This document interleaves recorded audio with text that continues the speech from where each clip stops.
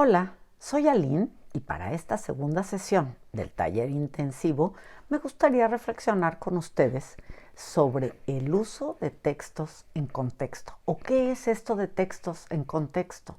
¿A qué se refiere este concepto? Bueno, empecemos por ver. Un texto puede ser varias cosas. Puede ser, por ejemplo, una obra literaria, una noticia periodística, un discurso público, en fin, hay muchas formas de texto. Una frase suelta sin un contexto puede o no tener sentido. El contexto es el que nos da una pista del significado y se refiere, por ejemplo, al entorno físico y social, cultural, político, histórico, etcétera, en la que sucede ese hecho, ese texto que leímos. Por ejemplo, vamos a compartirte unas pequeñas ideas.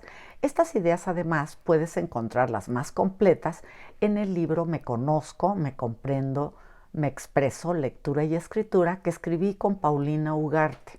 La idea del libro es ofrecer teoría y práctica, o sea, con ejercicios prácticos para aterrizar, y es como para toda la primaria básica, para implementar actividades de lectura y escritura. Y tiene ilustraciones de Juan Gedovius, que es tan querido por ustedes. Bueno, para hacer estas actividades con las y los alumnos. Ahora, fíjate en la portada. Si por algo te interesa, puedes contactarme al 55 43 90 78 68. Y volvamos ahora a lo que nos atañe este video. Por ejemplo, no es lo mismo si Hansel y Gretel, por ejemplo, vivían en una casita en el bosque que si vivían en una casucha. Dependiendo de la palabra que se utilice, pero además el contexto en donde se encuentra la historia, el lector infiere el grado de pobreza que había en la familia, ¿no? Pero lo puede hacer, como les decía, porque contextualiza las palabras en situaciones de alguna manera que para él o para ella como lector tienen sentido. Vamos, por ejemplo, con otro ejemplo. Juan compró flores. Las rosas eran hermosas. El nivel de pensamiento más sencillo, es cuando el lector hace conexiones que son básicamente con el lenguaje, pero va relacionando una frase con la otra. Y entonces se imagina a Juan sosteniendo las rosas que compró. Por tanto, el lector infiere que Juan es quien compró las rosas, ¿ok?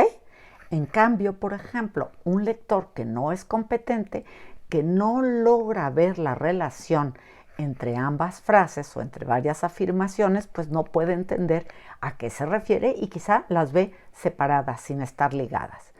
Entonces no lo relaciona con el contexto y entiende la relación, como les decía, de ambas ideas. Por ejemplo, otro ejemplo. Juan llegó tarde. Su esposa se fue sin él.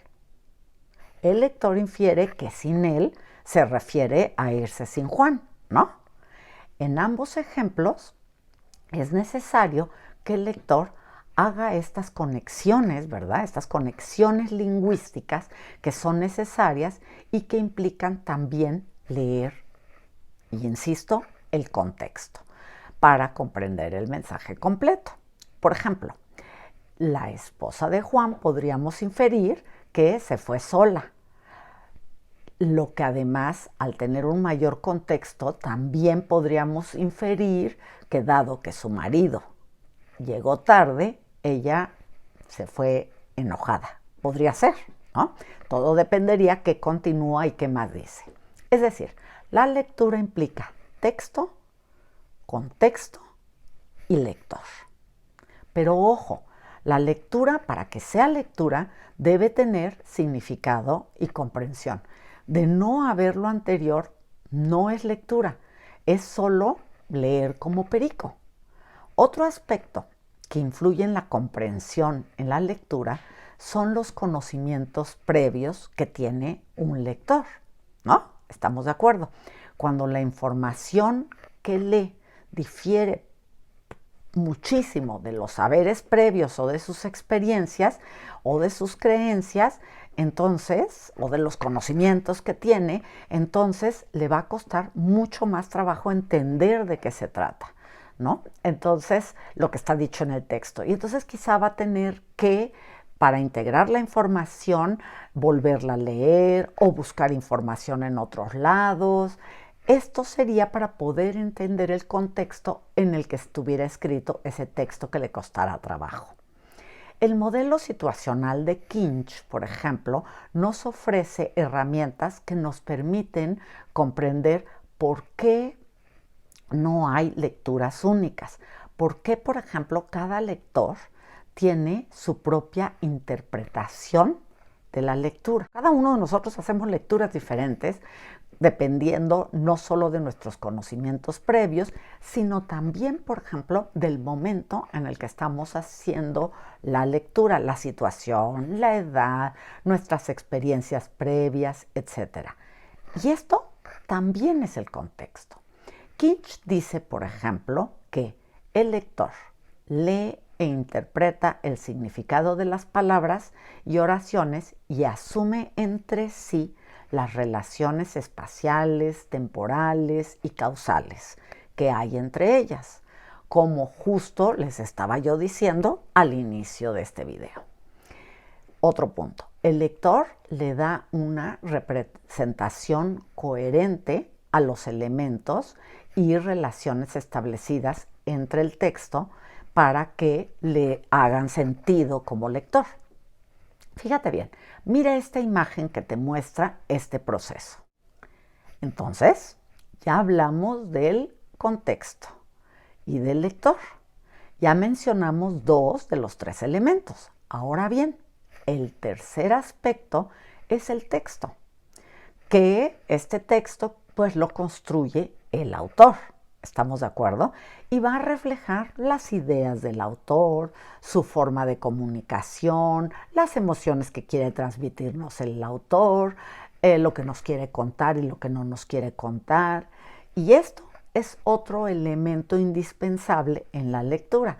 Entonces, este texto se va a relacionar con el lector y en su momento con la lectura que está haciendo. Y por supuesto, el contexto del texto nos va a dar para entender la historia que nos está relatando. Entonces, texto, contexto y lector son un trinomio inseparable para contextualizar por qué la lectura es o qué implica para comprender la lectura. ¿Ok?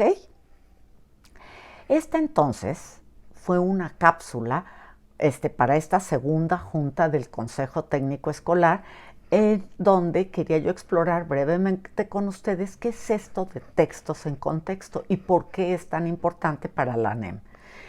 Aquí les voy a poner unos enlaces de las 2 primeras cápsulas también para este Consejo Técnico Escolar.